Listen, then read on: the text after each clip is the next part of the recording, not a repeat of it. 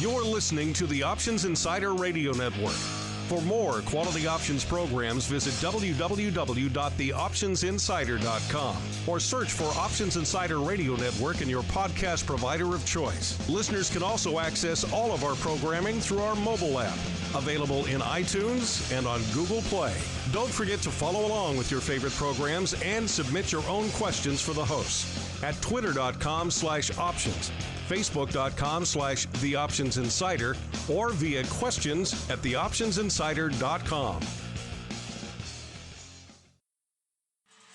Welcome to Volatility Views, the premier program for volatility traders. Each week, we'll take a deep dive into the world of volatility with in-depth analysis, trading activity reviews, strategy breakdowns, cutting-edge education, and much more. We'll also bring you exclusive conversations with the traders, researchers, and asset managers who are reshaping the volatility landscape.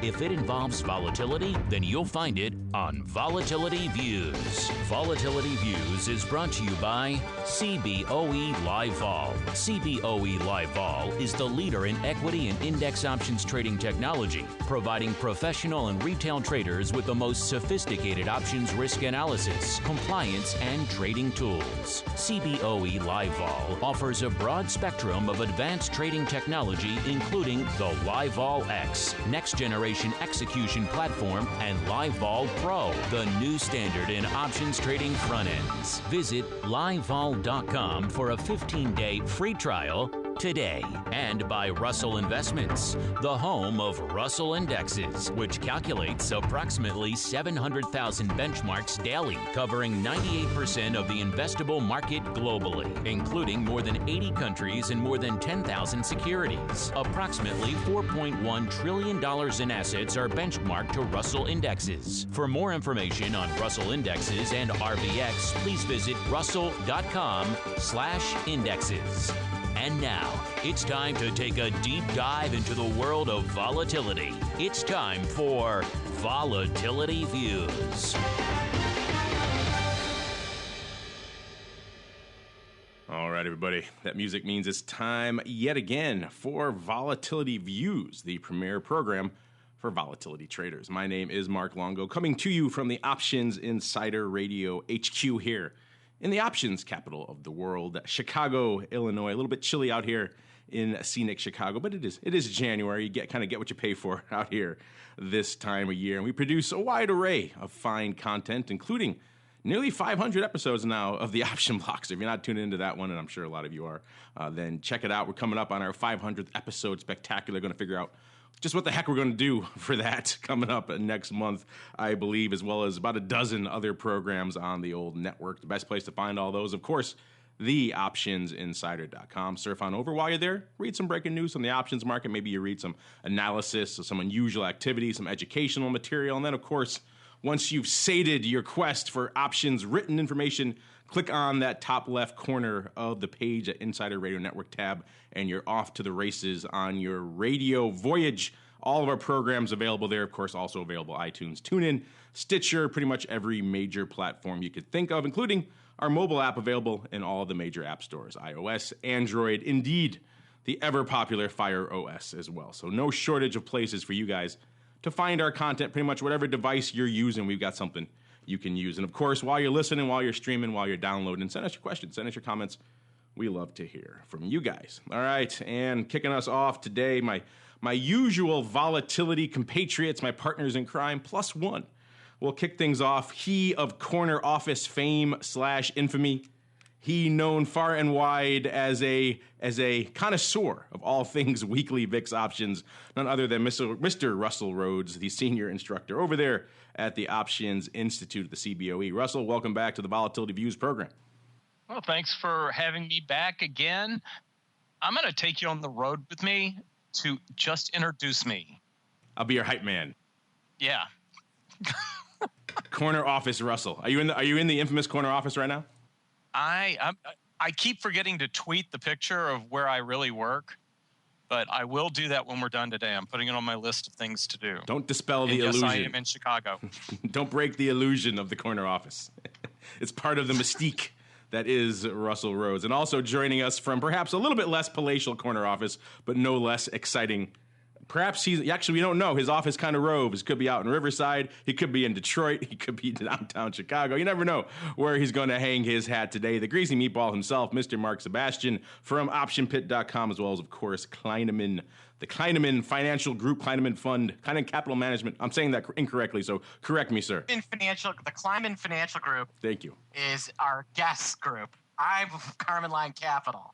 Carmen Line Capital. There we go. Yeah. Close. Kleineman is our guest group, though. But so our special guest. I was close. Blast in the past, and I am coming from my true corner office. I'm on the 30th floor, overlooking wonderful LaSalle Street, the heart of the derivative capital, the heart of the financial district of the derivative capital of the world, and I am enjoying watching the volatility. Today, I'm enjoying the view of volatility today. Let's just say that. Yeah, a bit of a volatility inhale today, to put it mildly. But we'll get to that in a minute. But you mentioned our other special guest, our longer time listeners will remember him. Actually, it hasn't been that long since he's been on. But making a return appearance formally of Condor Options is by way of BGC Partners, by way of volatility man about town these days, Mr. Jared Woodard. Jared, welcome back to the Volatility Views program, and Happy New Year to you, sir. Happy New Year. I'm so glad to be back. It's been way too long. And, I think it's been about a year since we were, maybe a little bit less than that. So, I think I have a lot to catch up on. You like that on your business card, volatility man about town? Don't tell my wife. I like it. So there we go. With the team assembled plus one, listeners, we're going to dive right on into the volatility review.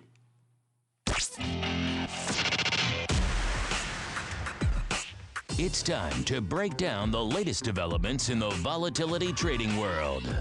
It's time for the Volatility Review.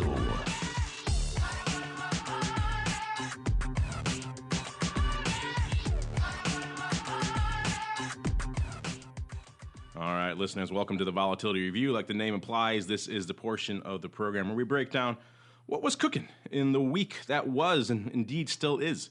From a volatility perspective, we are recording this on Friday, January 22nd, for all of you guys out there playing along with the old home game. And it's yet another inhale on the old markets today after a will they, won't they week. We sell off aggressively. China delivers yet another gut punch to the market. The market sells off 2 to 3%. And then we rally, and then we kind of have the rally kind of teeter and totter. Will it hold? And then the next day we rally again. It's kind of been one of those kind of weeks, listeners. And so we are on the green side of the streak today. Most of the major indices up. S&P up about 1.5% right now. Dow up about 1%, and the NASDAQ up over 2% today. So leading the charge to the upside. Apple flirting, 99.99, flirting with crossing back over that 100 boundary as we speak here, as we're recording the program. And of course, as it is wont to do on such a day, VIX cash taking a bit of a break off, a little over 3 handles, 3.25 handles, actually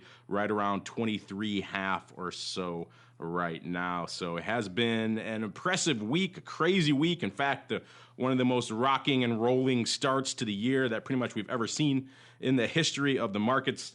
Jared, since you're our guest today, and it's certainly been a while since you've been on, we'll give you pride of place here. Kind of crazy start to the year here from a volatility perspective. So what's been catching your eye this week, as well as perhaps throughout the start of this year, as it's been just so crazy?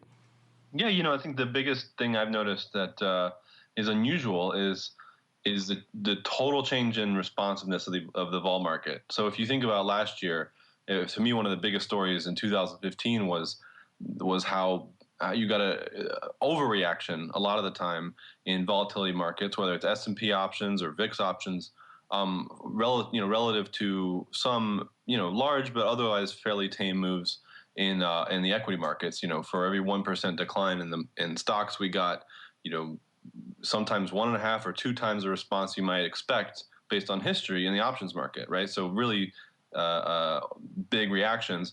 This year, I think it's been totally the opposite story, that the market's been selling off steadily. You've had these big declines and big macro risks. And while, VIX is up, but it's not up nearly as much as you might expect based on some of the moves that we saw last year. Yeah, it's kind of been our theme throughout much of this start to the year is VIX perhaps not performing the way you might expect, perhaps maybe exacerbating some moves that you wouldn't have expected and underperforming in others. In fact, right at the start of the year when all of this was very new, when those Chinese sucker punches were first starting in the market, we didn't see really that extreme reaction, certainly not from a volume perspective and even from a net movement perspective out there in the volatility landscape. And it seems like the markets eventually kind of caught up to that. And of course, some of that speculation was, as we said on the show here, even that people towards the end of December who were already picking up a lot of their upside hedges in products like VIX. So that could have somehow mitigated a lot of at least the initial response. And then, of course, since then, it's been kind of anybody's guess sometimes what's been driving the volatility products here. Mr. Greasy Meatball, lots to sink our teeth into this week as well. What in particular caught your eye? Well, I do think that, we saw the markets about to completely fall apart on Monday, or actually Tuesday, excuse me, when the market was off kind of at one point nearly $70. You have the S&P futures threatened to break 1,800. And then, clearly the Chinese or the Europeans let it slip that there was potentially some easing coming out. And that really allowed the markets to rally in. Actually, that was Wednesday. All right, that clearly allowed the markets to rally and rally hard. And one of the reasons why I feel like, so we almost got to that level of real fear. But one thing I would say is that if we look at everything in continuity, saying, let's say this crisis really started in late July, early August of 2015, and this is a continuation of that move, then maybe we did see at the kind of the beginning of the end of it in this week, as we saw one of the things I really look for, which is the S&P at a lower low than we saw in August, and touching a much lower low, but settling at a lower low, and VIX also having a much lower high than we had seen. Now, we're going to ignore that 50 handle, but let's look more at that 40 handle that it closed at on that Monday as kind of the marker. And we saw the VIX kind of touch 32 half, and then settle around 28, 29. If you look at a settle of 1850 and change, which is $10 below the low of August, and a VIX closed near 30, maybe that's the market kind of building in a base 2011. If this event is like 2011, we may not rally as fast as everybody wants to see, but maybe we did just build our base that we're now going to kind of be constructive off of. Now that the Fed has had their heads set straight, and some of the central bankers have stepped right back in, that's potentially what we saw. In addition, we saw an absolute capitulation in oil on Wednesday, with OIV and OVX breaking 70, and just panic levels that were higher than we even saw in February last year, where the percentage move was a little smaller, but the oil dollar move was way, way, way bigger. So I think if oil was the driver of this crisis, that is likely at least at a stall here for a little bit. And if it was Fed, then I think they've had their hands slapped with the veritable ruler from Russell Rhodes. Yes, the corner office dispensing the law to the Fed. No movements for this foreseeable future. Well, since you invoked him, we'll give him his chance to respond here as well. Mr. Rhodes, what caught your eye in the week that was, sir? Well, just kind of sticking with the theme, and it's more of the theme in this year that the previous two guys were talking about. Last year in August, it was like the market was a bit startled by what happened. And this year, I can't think of anybody that was, bullish going into 2016. If anything, when you talk to some of the strategists that have to put out an annual forecast, those guys were all scratching their heads and saying this is the hardest forecast they've had to put together in a decade or two. So there was a lot of uncertainty already, not necessarily built into the VIX number, but built into people's expectations. And we've had the worst 10-day start to the markets ever, based on in the U.S. based on the S&P 500 and the RUT. But I think people were prepared for it. In fact, when you started off, Mark Longo, you said that a lot of people had put their hedges on and had gotten prepared in December, and there are some other factors that contribute to skew, but skew remaining high, regardless of what was going on in December, I think indicated that there was continued demand for some portfolio protection looking into January. So, we call VIX the fear index. I'm trying to come up, I got my thesaurus out last night, and the words surprised and startled, in addition to fear. Maybe the first time Jamie Lee Curtis appeared on one of the horror films, and we weren't sure what was going to happen, because everybody was kind of braced for something to happen at this point. Yeah, it felt like it showed up in VIX. Yeah, it felt like we knew, like, the market was really prepared for this. I wrote an article for The Street speaking of Jamie Lee Curtis, and I think you and I talked about this. Maybe we talked about this last week. That the first time I saw the movie Aliens. That movie, I was 8 years old, probably too young, and that movie scared the bejesus out of me. Then every time since, I still love that freaking movie, but it doesn't scare me the same way. And, even after that, once I saw that, I saw Alien, the original Alien, Alien 3, Alien vs. Predator, Alien vs. Predator Requiem. None of those had the same effect as the first time you see a movie like that. And, since we'd all kind of seen the Chinese stock market play out once, as long as the script didn't change too much, then maybe there wasn't a reason for the VIX to get to 40. And the other piece I had heard on the street was that the sell-off was maybe a little bit more of a buyer strike than it was a lot of kind of forced selling. And there was never anybody that was kind of for margin purposes forced to unwind, which is in the equity markets. And in oil there certainly was, but in the equity markets there never really was. So that could be another major piece.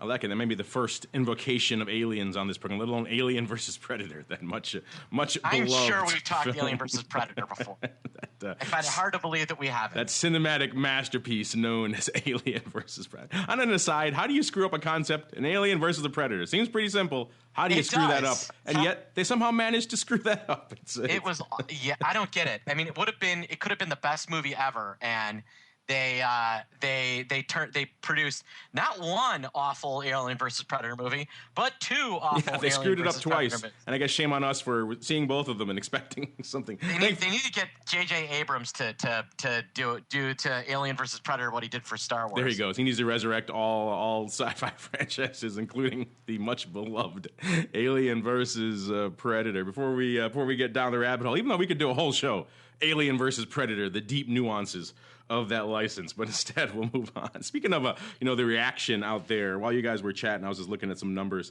and the ADV for VIX options right now right around 540 or so, which is kind of close to pretty much where it's been. And it's kind of interesting for all this Sturm und Drang. We've seen all this back and forth over the past couple of weeks, and some days over 1 million and others like that, other days lighter. The ADV in VIX options really isn't markedly changed from the beginning of the year, which is kind of interesting. I think in and of itself shows that there's been a lot of back and forth over the past few weeks, but still interestingly enough that in particular hasn't particularly budged. Well, since we're talking demand, since we're talking options, let's get into it. New year, new segment. Let's have Russell break down some weekly options activity. Now, Russell's Weekly Rundown. So, all right, well, this week was actually standard January option expiration for the VIX options. So there was some interesting activity that went on in some of the options. We call them weeklies, but I like to use the term non-standard because today is January 22nd, and we've got options, we've got January 27th, February 3rd, February 10th, February 23rd weeklies, in fact. So sometimes when people think of weeklies, they're always thinking of the options that expire the following week. There's a lot of activity for the Jan 27th, the February 3rd, and the February 10th. 16 strike puts. The open interest is really close to 13,000 for each of them. And it looks like some of this has been done as calendar spreads. It looked like somebody sold the Feb 3rd and bought some of the January 27th puts. They paid 11 cents for the near dated and took in 18 cents for the farther dated, which, I guess the anticipation there is they're more concerned about a near-term rally, but going into February, they think that VIX will spike back up. It's just kind of I would just outright sell the puts as opposed to doing a calendar spread like that. We hardly ever talk about calendar spreads and VIX options because a lot of brokers frown on them since they're based on they're basically based on different markets. But with the VIX weekly futures, those prices are so much in line with each other and tend to remain in line with each other that maybe we'll see some more calendar spreads popping up like this. The most interesting trade was that I saw came out Wednesday, the day again of January expiration, and of course they're AM settled, so this was a PM trade. But somebody sold about 2,500 of the February 10th 18 calls, and they bought the same expiration 25 calls, and they took in 410 for doing this. Break even on this trade is 22.10, which was almost 2 points under where VIX was at the time. So that's kind of an aggressively bearish trade on VIX. Also might be agreeing with what Mark Sebastain said, that it looks like we bottomed out here in the equity market, and which could get VIX down to below 18 pretty quickly. I just thought it was interesting they picked the February 10th options instead of just going the next week out to the February 17th standard options, where there's a lot more volume trading. Yeah, you think they would move that to the big monthly? Because you're right, there's a lot more paper there, and yet. Yeah, apparently, I'm looking today, we're still about, looks like 7,000 in that front week, going up already today in the front week out there in VIX land. So people not shy about diving in to any of the weeklies, perhaps given some weight to what we were talking about on the show last episode about maybe the future coming down the pike for VIX options is going to be a series of weeklies essentially expiring every day or multiple days throughout the week, which would essentially and effectively deliver some sort of daily liquidity at that point, which is, I think, an interesting point. And hopefully, I think we'll reach that. So I think given the way these products are trading now and the people's lack of reluctance to even trade them in the final day or so of their lifespan shows that there perhaps is more of a need and perhaps more of a willingness to embrace them now than there was even a couple of years back, when it seems like the weekly rush really kind of took off in mass out here in the marketplace. Looking at the rest of the non-weekly stuff, more of the just regular, I wouldn't call them big boy because they're all pretty much about the same, but regular standard monthly stuff. There wasn't, for all the paper going back and forth this week, there wasn't a easily definable narrative to kind of pluck from the paper flow. I think the largest single spread or the largest single trade we saw was a Feb 35.40 vertical going up on Wednesday, a fairly tight vertical for what we've seen out there in VIX land, only 5 handles going up. Looks like about nearly 40,000 times. There was size paper on both, but less on the 40s, which maybe indicates that could have been a bit of a roll up to the 40. And given how things were spiking earlier in the week, perhaps our friend was getting a little bit ahead of himself and closing out some 35s. Could have been short 35s, getting a little bit nervous, deciding to give himself a little bit more wiggle room. If that is indeed the case, that perhaps speaks to the environment we were in earlier this week when it came to volatility land. If you're getting a little bit nervous, a little bit antsy on the Feb 35s, that's an interesting moment in and of itself. We also saw, looks like, a bit of a a bit of a roll out here as well from looks like it was March 30, selling the March 30s, buying the Feb 35. So rolling back the short Feb 35s out to March. So rolling out and down a little bit, doing that. Looks like about 12,000 times. If I have, actually no, that one was about 40,000 times. That's the vertical one. So that was about 12,000 times for that one. So those were some of the size trades we saw out there in terms of net where things are popping off. Of course, we are a little bit lighter in terms of open interest again this week for the way the product works. We won't get into those nuances again, but about a 200,000 leading the chart this week. So, if you've been listening to our top hot strikes in the past, you know that that's pretty light from a VIX options perspective. So the Feb 30s, not as optimistic as they seemed a week or two ago. Feb 30s leading the charge with about 200,000. Then we go down to the far more optimistic, at least perhaps not according to our friend there doing his vertical, the Feb 40s with about 139,000 or so open out there on that strike. Looks like you got to go down to number 5 to find some puts. And number 3, we got the Feb 25s, 135,000, and then the Feb 23 calls, 119,000. Then the puts, the Feb 20 puts, 93,000 of those bad boys open, then about 90,000 of the Feb 20s, and then all the way up to 35. So what we were talking about before, the 90,000 open on the Feb 35s, perhaps again indicating that was a bit of a close and a roll up to a farther strike. And then some puts closing us out here, the 8s and 9s of the March 16 and then June 18 puts. That shows again how light the open interest and volume is right now for 77,000 of the June 18 puts to make the number 9 spot on the list. That's pretty light. And then closing us out, March 35 calls, 77,000. Total open interest about 3.8 million, 2.5 in the calls, and about 1.3 or so in the puts. So there's a lot of stuff to carve out there. Before we move away from activity, anything else catching your eyes out there, Mark or Jared, that you feel compelled to discuss with our listeners today? We saw a big SPX call buyer in February. He bought the, believe it or not, bought the 2025 strike for $1.95, 10,000 naked. Pretty big call purchase for, in what amounts to kind of a bullish unit. Also seeing some real interesting, a lot, you always know that guys think we're getting near a top. And Jared, stop me if you think I'm wrong. When you start seeing these big 1x2s trade, and we started seeing a lot of those go up Thursday, Friday, Tuesday, Wednesday.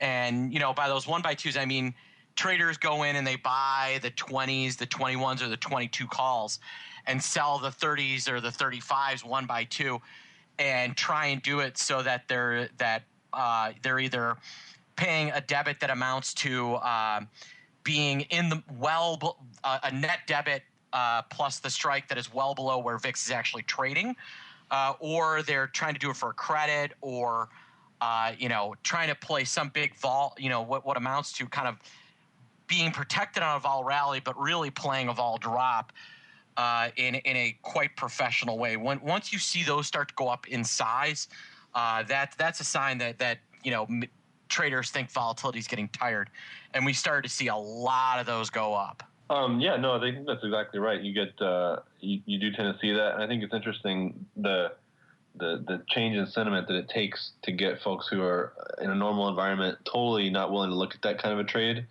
into. It seems like sometimes with at least some PMs that when things get really, really bad, that eventually they, assuming they haven't taken too many hits along the way down, they do start to flip in terms of interest in that kind of structure. And I think it does tend to look at come around at a turning point. I think that's right. And Eric, Jared, since you're on, I know you love to delve into the more esoteric realms of volatility and volatility-related research. Something came across our radar last week that I hadn't really thought of it in these terms before. I think it was the folks over at Barron's. They were looking at comparing the IPO market to the VIX, a compare and contrast I don't think I've seen done before, at least not in quite some time. And they were looking at, of course, last year, not exactly a banner year for IPOs. They were off the IPO volume down 42%.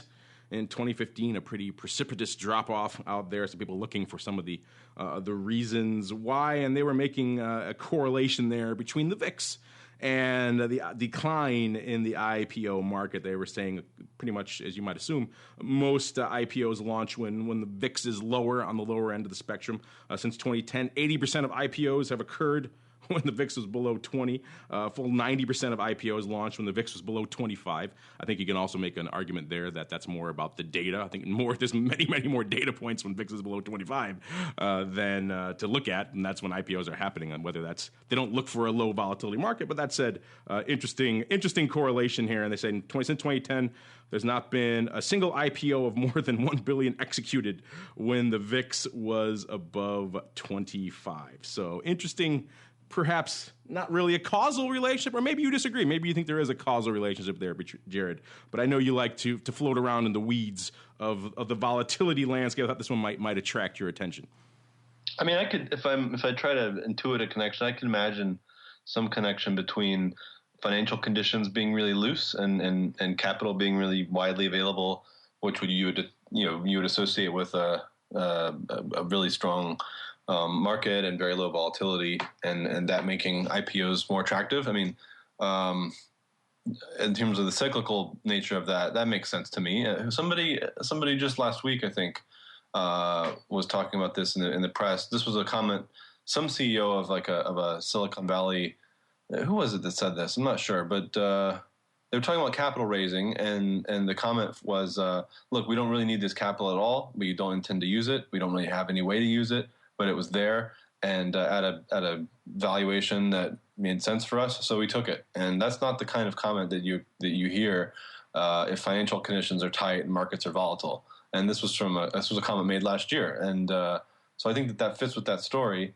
I think that you have to say too, there's an important secular trend away from the cyclical stuff in this, which is that all the things that private companies used to use IPOs for, they can do basically all of that now and remain private if they want to. And that's how you get these, unicorns, these like billion-dollar companies that could go public but don't really ever need to, except as a way of cashing out for their founders and their holders.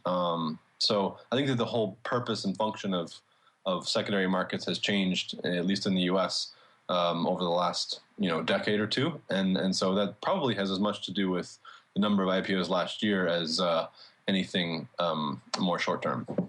Yeah, I thought it was just an interesting correlation that caught my eye. But you're right, there has been a lot of evolution in the fundraising mechanisms and apparatus, certainly since 2010, even more recently, and certainly closer to home in the realm of fintech and startups and ventures. You think, if anything, if any realm of startups would be more closely linked to the volatility, it would be them. They've been rocking and rolling and booming, and money pouring into them has never been stronger. So I guess it depends, really, as always, with all data, with your frame of reference. But still, interesting little nugget there. And moving on to what Mark was alluding to there at the top of the show, which is the other product that's been exhibiting a wee bit, I think you could say, a volatility of late. I've joked many times, and maybe I should stop joking and start doing that. We could do a whole show just on crude one more time.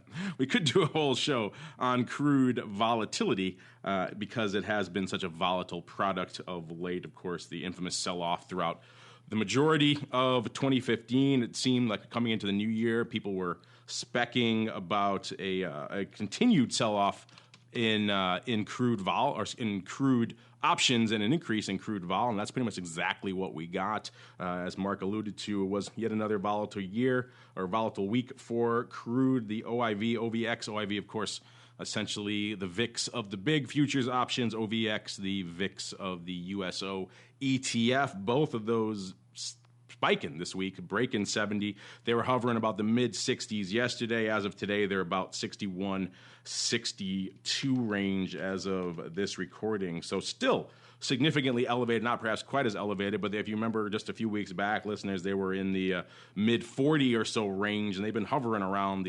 that range for the better part of the last the close, certainly, of 2015, ranges in the mid 40s to the low 50s, and then as soon as the new year began, it's pretty much been that inexorable climb up into the 60s and beyond, spiking into 70 this week. So it seems kind of counterintuitive that, we could have this massive surge of vol when oil has so little left to move really to the downside, and people were loading up and paying all this premium to do that. And it seemed kind of crazy when they were doing it when crude was vacillating around the mid-30 handle and people were gobbling up and paying whatever to get the 30 handle and 25 handle puts and all the way out to Dece of this year and beyond. And it seemed kind of excessive. And yet here, lo and behold, China and the Middle East and others kind of conspiring to make that come to fruition, which has been interesting stuff nonetheless. And of course, OVX has been just an interesting beast. If you look just purely in the site of the OVX, which is, of course, again, like I said, the USO VIX, essentially. It hit its highest closing level this week, again, going back to that 70 level or so, since 2009. So we're hitting some pretty much historic levels. Of course, those were historic sell-off levels in the big crude oil product as well. So crude's just been the gift that keeps on giving from a volatility perspective. And, Mark, we joked about the Goldman folks making that kind of that I think it was back in October or November saying you should buy some downside in crude and buy some vol. And for a long time, that seemed like a terrible bet, and indeed it was. That lost money throughout pretty much the rest of December. Maybe they just neglected to mention to buy those puts the first session of January. And you probably would have done all right looking beyond that. But, their time frame a little bit off on those. Yeah, they were a little off on their timing. And, like I said, it feels like we're at a point where, things aren't going to be going – at least things are going to calm down. The idea that we're going to make a run below 20 in the next couple of weeks is probably not true. And, we'll see where things go from there. But I'm not a huge believer that this is the end of the roads, that that oil's going to 20 in this week. I think the rush to sell oil is over, and it's going to be in a $30 to $35 range for the time being. The end of the roads. I like that. Since you haven't invoked him, we have to let him in as well. He's like Candyman. You say his name, he has to come on. But Russell, jokes aside, OVX getting a lot more love, a lot more headlines, a lot more attention these days, with crude oil vol becoming something of interest. And that's a product, we've talked about a lot on this program, or product in quotes, I say, more of a disseminated index, really, for whatever reason, a lot of behind-the-scenes reasons, a lot of machinations of the business, why there wasn't really a tradable issue on that. Who knows? Maybe all this insight and all this love. First off, give us your thoughts on, crude vol right now. And then secondly, maybe, who knows, maybe this will finally be the spark that ignites the big OVX tradable revolution to come. What do you think? Well, with respect to OVX, it's based on the February and the March options right now. And the big open interest on the Februaries is up at 11.5, which is almost 20. It's over 20% higher than where USO is right as we speak midday on Friday. So the OVX and any commodity-oriented volatility can elevate with an expectation of a move either higher or lower. And as you guys already mentioned, there's not a lot of downside room. Oil cannot, although I did read this past week, oil can go below zero. Is that right? It can. No, I was surprised to see this. Apparently, there is a very non-pure form of oil that's comes out of the ground up in Montana or North Dakota or something like that. And in order to put it in a pipeline, the producers actually have to pay a little bit right now. And that has happened before in the past. I had never heard that before. So, much like in a negative interest rate environment, you got to pay the bank to keep your money. There are certain situations where oil, and not WTI, but a different version of it, can actually go to a negative. WTI is not going to go to a negative, and the high open interest and where the implied vol for OVX is coming from right now really is the out-of-the-money calls, not the out-of-the-money puts. Now, a few weeks ago, we wouldn't say that, but it looks like if there's anybody expecting a panic-type move in oil, they're expecting a panic-type move to the upside, not to the downside.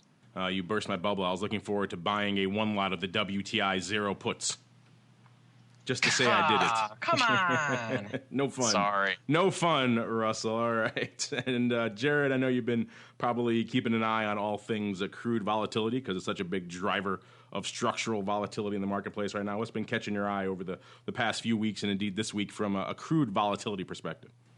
You know, I put together this chart this week, just kind of on a lark, looking at relationship among crude prices, Brent and WTI, as well as some currencies that have been in the news. So looking at China and looking at Saudi Arabia, and there's been a lot of news on both of those fronts lately, but they've just become they're pretty tightly correlated, those big sell-offs anyway, and not just the last month either, but really all last year. And I think it sets up. I think it's because of the pressures on those countries and the governments there that's really got people so nervous. And then there was some news this week about Saudi Arabia putting pressure on folks there not to trade against the currency peg. And so it seems like there's a sense in which they're really kind of scrambling to make sure that they can keep the pressure on oil prices, to drive competitors out of business, but not so much pressure that they burn through their currency reserves and cause themselves, irreparable damage on the fiscal front. And so I think that as much as, we've been paying attention to suppliers in the U.S. and the supply glut here, I think that there's still some real questions about whether as the market bounces and maybe we get some decent momentum in the very short term, it sure seems like the play that Saudi Arabia is making they're not done yet, and until we see some big restructuring or even defaults among some of the more wildcat kind of E&P names in North America, it seems like we might get maybe not another leg down, but certainly not massive upside. It's hard to see your way to this year. But with that said, I was looking at skew curves yesterday and today, and as oil's bounced, you've definitely seen some reflection of that in the upside calls. So like 110% moneyness strikes have started to price in a lot more potential movement than they were, say, a week ago. So I think that some of that's just going to be expected. Obvious reaction, but. So I think there's some interesting opportunities there if you have in your mind the possibility of near-term upside bounce, but with not too much to go, say, 3 or 6 months out. All right, and since we're coming up against it, let's keep on rolling. Make sure you guys get some love on the show as well. Let's check out the Volatility voicemail.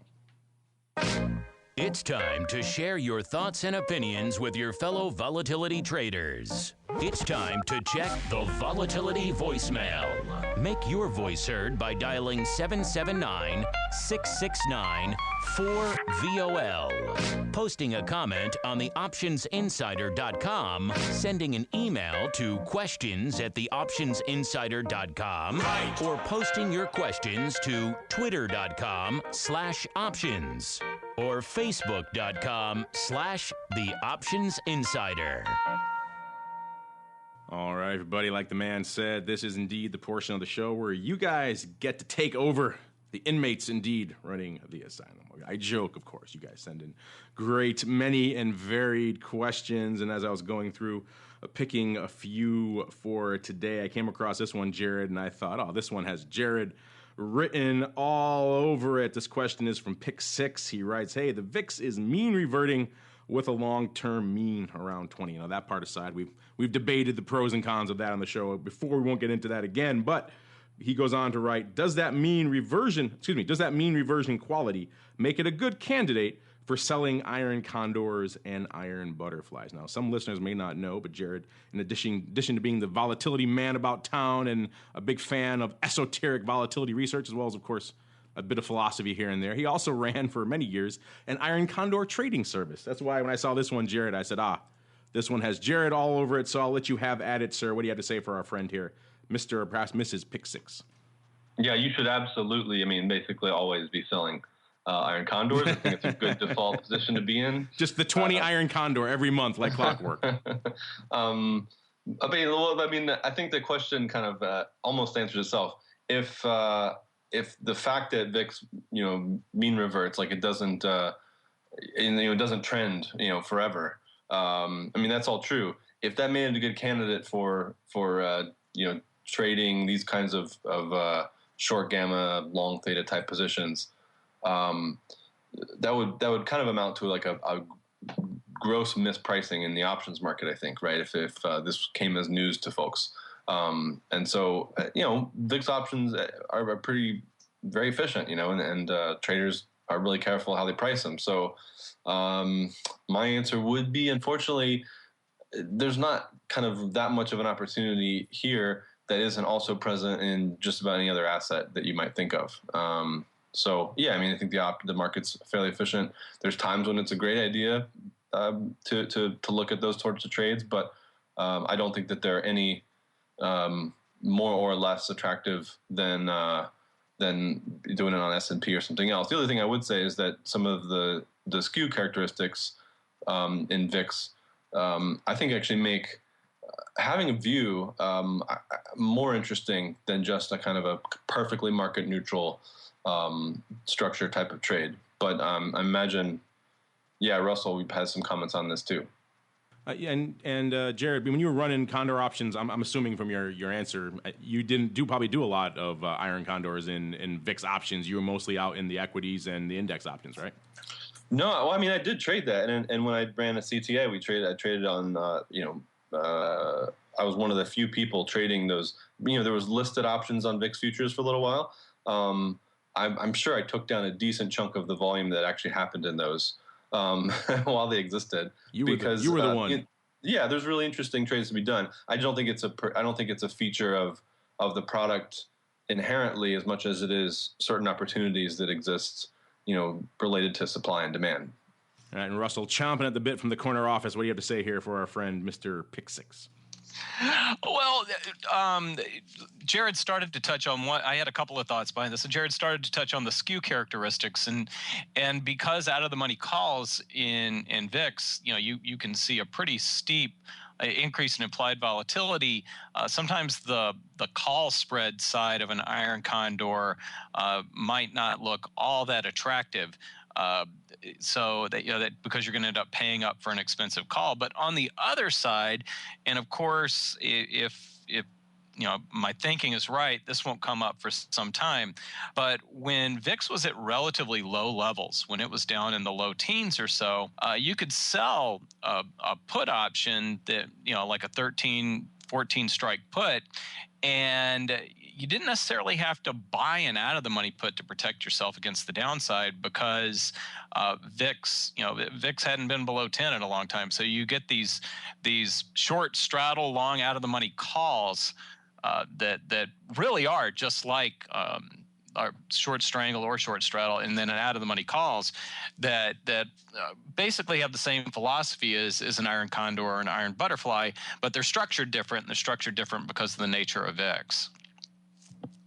Yeah, one other thing I thought of was a lot of folks will trade options and delta hedge, to capture vol risk premium, not necessarily looking for a neutral, price outlook tied to particular strikes. But if you're willing to delta hedge, or if you're willing to sell, say, a whole strip of options as opposed to just 3 or 4 leg type structure, there is some research out there that some friends of the show and other people have done that showed that the risk premium VIX options at different times actually is greater if you're willing to take a kind of variance swap or delta hedged approach to it, that the risk premium at times really is significantly greater than it is in equity indexes or rates or some commodity products. So there is some real interest there. But again, I think you have to be willing to do a little bit more kind of bigger set of trades rather than just sort of picking your strikes. There you go. Good question.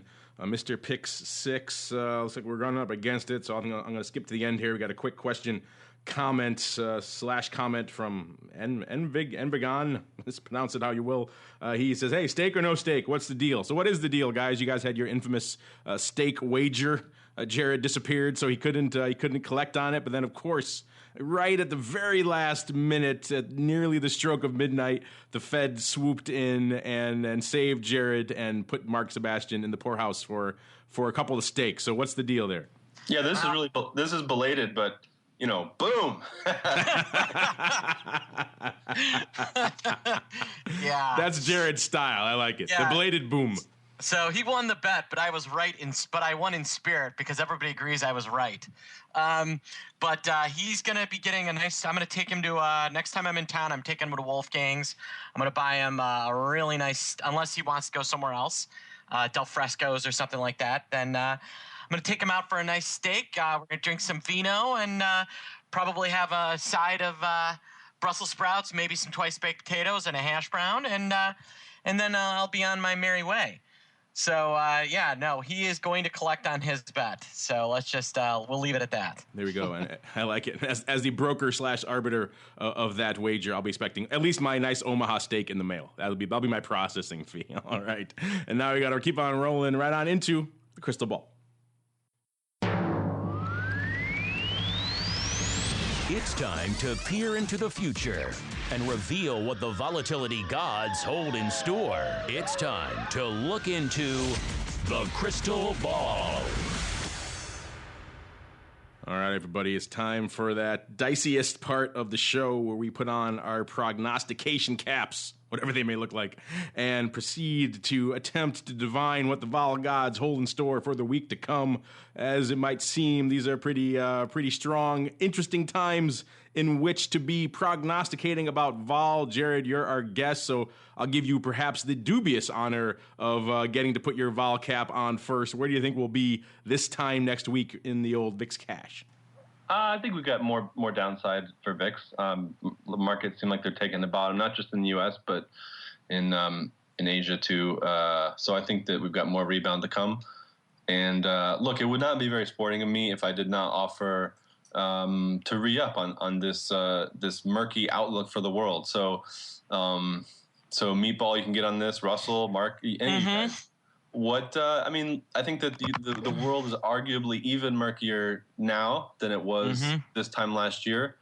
The Feds said what they're going to say. I think that the wage inflation data, if you look at the Atlanta Fed, tells a much different picture than the last couple weeks of market trading might give us. So I think there's some real cross currents here that make it a tough situation to look at. So I'll put the question to you.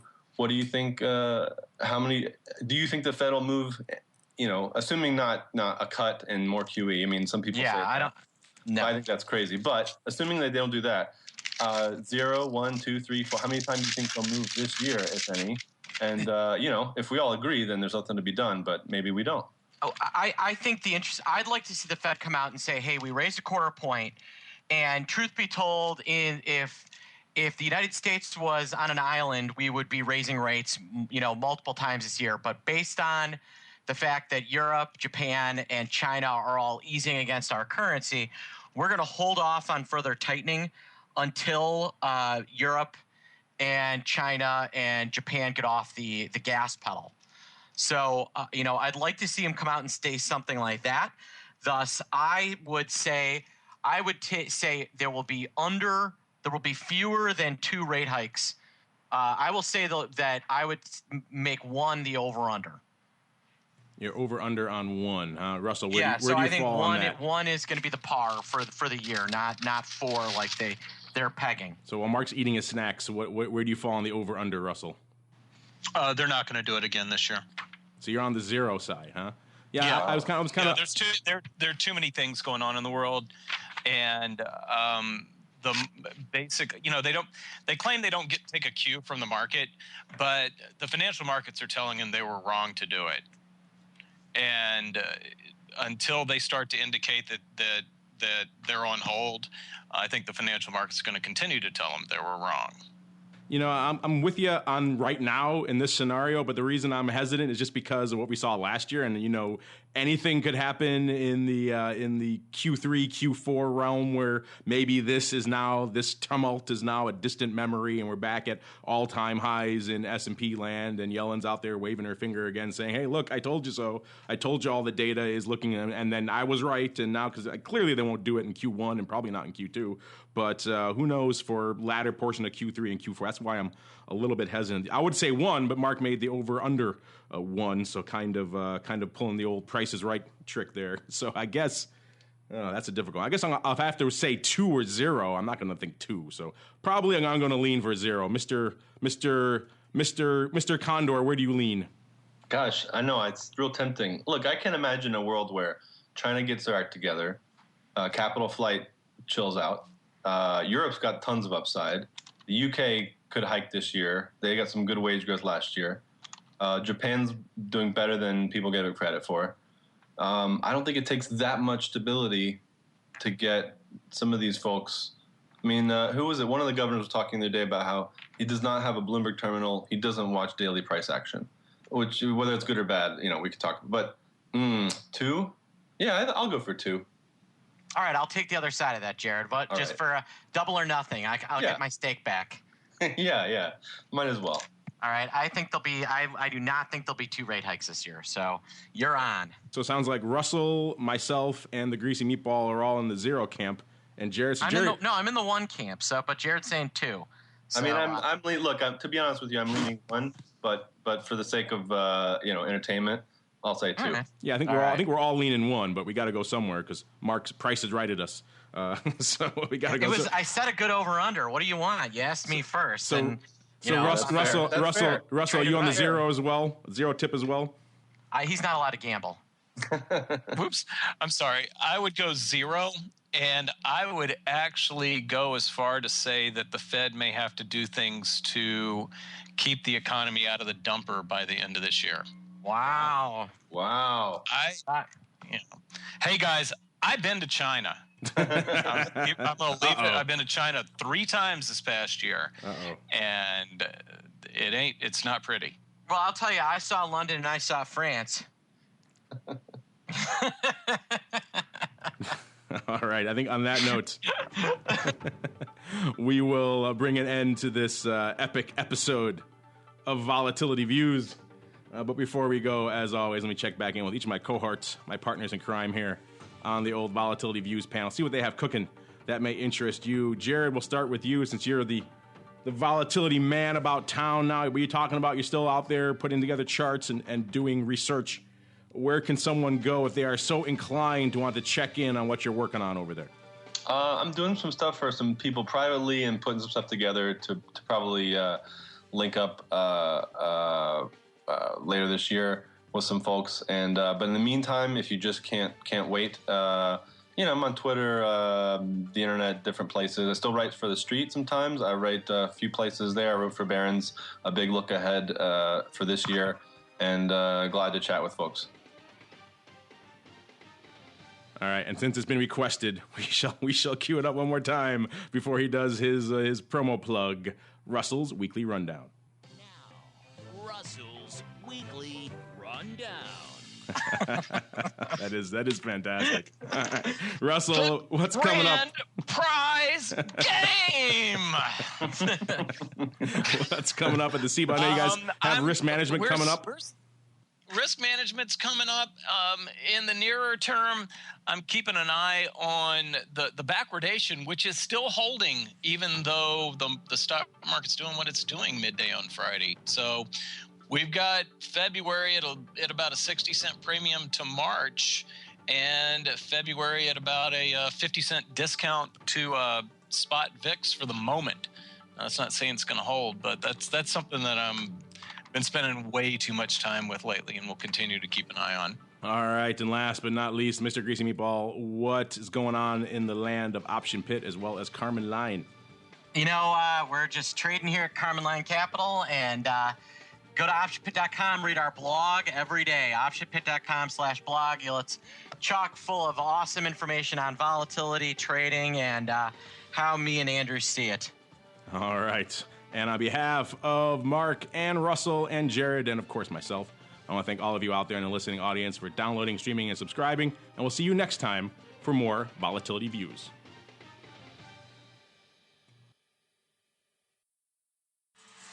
Volatility Views is brought to you by CBOE Live Vol. CBOE Live Vol is the leader in equity and index options trading technology, providing professional and retail traders with the most sophisticated options risk analysis, compliance, and trading tools. CBOE Live Vol offers a broad spectrum of advanced trading technology, including the Live Vol X, next generation execution platform, and Live Vol Pro, the new standard in options trading front ends. Visit livevol.com for a 15-day free trial today. And by Russell Investments, the home of Russell Indexes, which calculates approximately 700,000 benchmarks daily, covering 98% of the investable market globally, including more than 80 countries and more than 10,000 securities. Approximately $4.1 trillion in assets are benchmarked to Russell Indexes. For more information on Russell Indexes and RVX, please visit russell.com/indexes.